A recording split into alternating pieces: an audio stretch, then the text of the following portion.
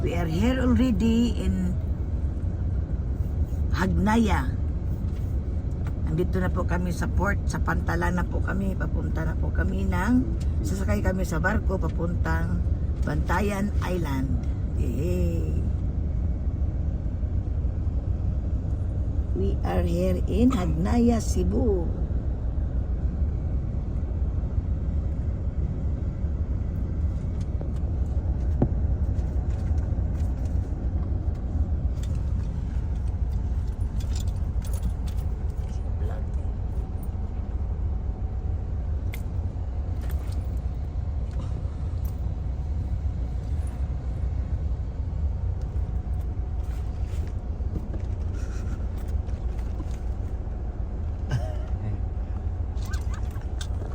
Paningo po mo.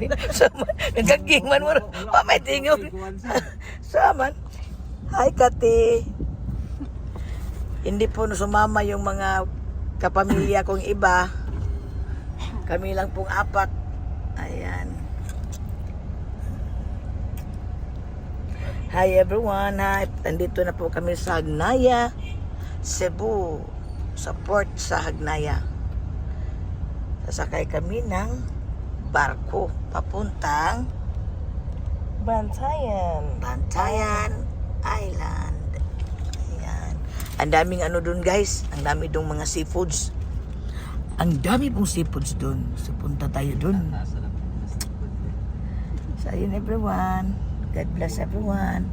Patuloy pa rin tayo mga kapamilya na susunod sa utos ng Panginoon para lalong gaganda ang takbo ng ating buhay dahil alam natin ang Panginoon po ay buhay. Andyan lang po siya, naka-record sa ating mga ginagawa. Araw-araw, lagi-lagi, minuto-minuto, segundo-segundo. So ayan everyone, God bless everyone. Happy weekend. Torlek, hi. I say hi.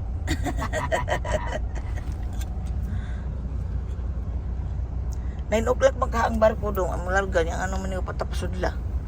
Isasakay namin po itong sasakyan namin. Isasakay namin para mas easy. Pagdating namin doon, so papunta kami sa aming tutulugan. So, ayan.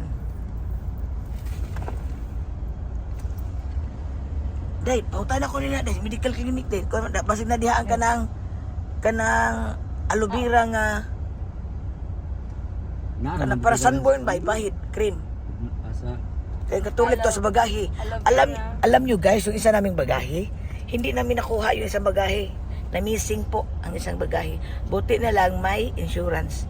So insured na, naka-insured yun. So yun guys. So kaya diyan bibili kami ng dyan. Kasi nandun sa pagkautan ako rin ko. Oh. Aloe vera cream? Oh, aloe vera cream ka na ipagpahid sa ba yun? Sun? After sun. Bye-bye muna guys kasi bye-bye muna.